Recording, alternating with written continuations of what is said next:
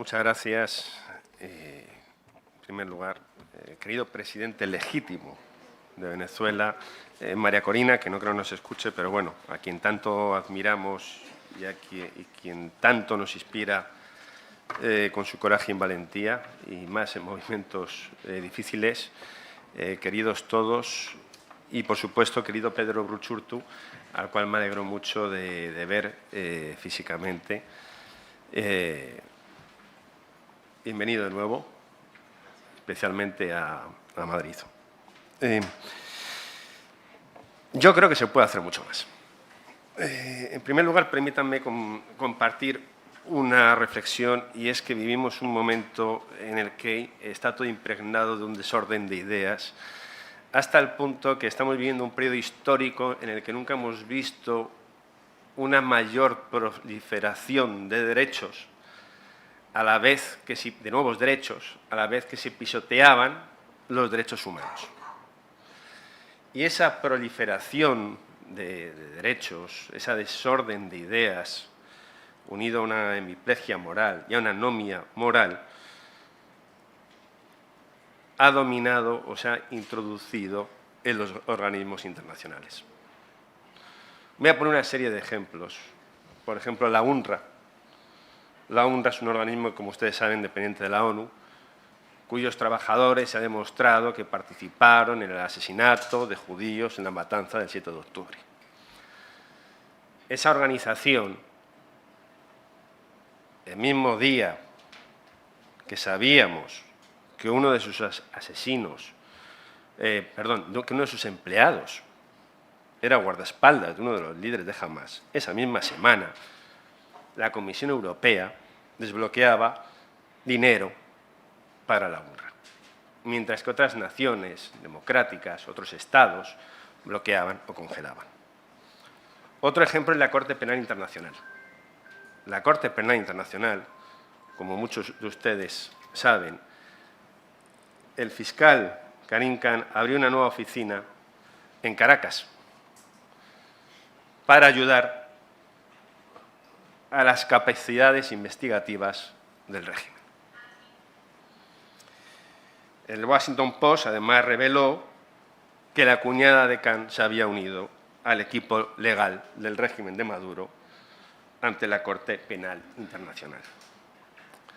Unos meses antes dimitía Claudio Grossman ante tales barbaridades.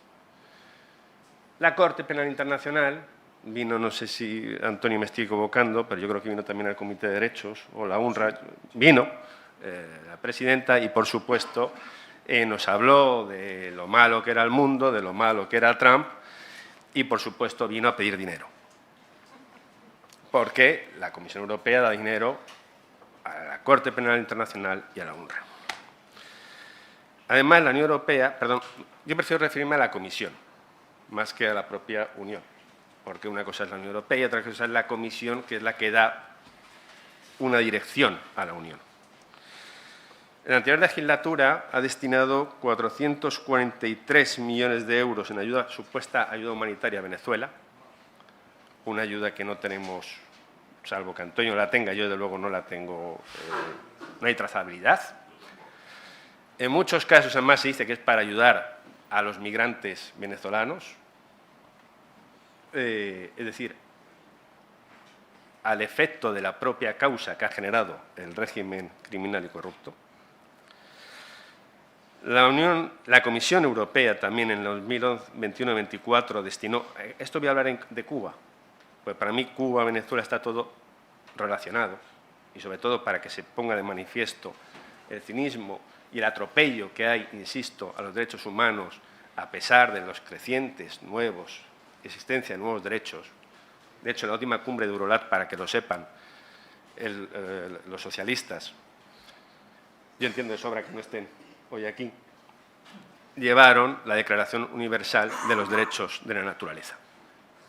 Ante lo cual mi compañero Germán, que Terch está aquí, alzó la voz diciendo que qué tipo de disparate era este de preocuparse de los derechos de la naturaleza mientras había presos políticos asesinados en Cuba, Venezuela y Nicaragua.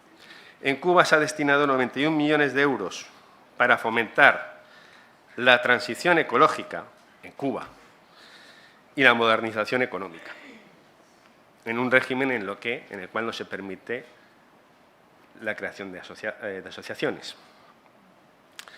Y Nicaragua, entre el 21 y el 24, 82 millones de euros para adaptación al cambio climático, al crecimiento económico, y escuchen bien, y no den un salto en la silla, al empoderamiento de la sociedad civil. Que estoy seguro que todos ustedes han visto que en Nicaragua se caracteriza por una sociedad civil vibrante como en ningún otro sitio. Ante todo este escenario, ¿qué hacer? En nuestra opinión, primero, no se puede esperar resultados distintos adoptando las mismas medidas. No tenemos enfrente políticos, tenemos enfrente criminales que además están parapetados en organizaciones criminales. Por tanto, y a pesar de que el lenguaje que voy a usar puede tal vez generar, hay que extirparlos de todas y cada una de las instituciones en las que se han entrometido. Y para ello, si bien estamos atados en muchas cosas, sí que hay un Parlamento Europeo que nos permite denunciar, que nos permite presionar a la Comisión, y sí que tenemos una oportunidad histórica porque ahora mismo entre el Partido Popular Europeo con Antonio, de quien nadie puede dudar su posición en estos temas, Patriotas por Europa, el ECR y Soberanistas suman 379 diputados, es decir, más de la mitad de los diputados del Parlamento Europeo. Lo mismo pasa en el subcomité de Derechos Humanos, lo que nos permitiría expulsar o hacer una labor titánica hasta donde que no se ha hecho hasta ahora, porque sí que podemos condicionar. Si la Corte Penal Internacional no está funcionando bien, se la puede condicionar, aunque sea apretando a la propia Comisión, para que corte el grifo del dinero. Y lo mismo a la UNRWA, y lo mismo a toda asociación que esté dando apoyo o haciendo una labor de blanqueo del régimen.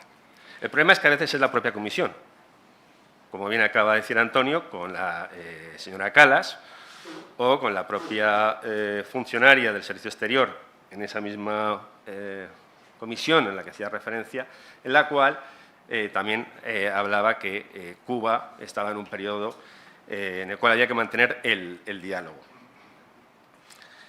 Y, por último, buscar alianzas, desde luego con todas las fuerzas, pero también con la administración Trump, que es una administración cuya la narrativa y la histeria anti-Trump domina la Comisión en muchos sitios, pero a día de hoy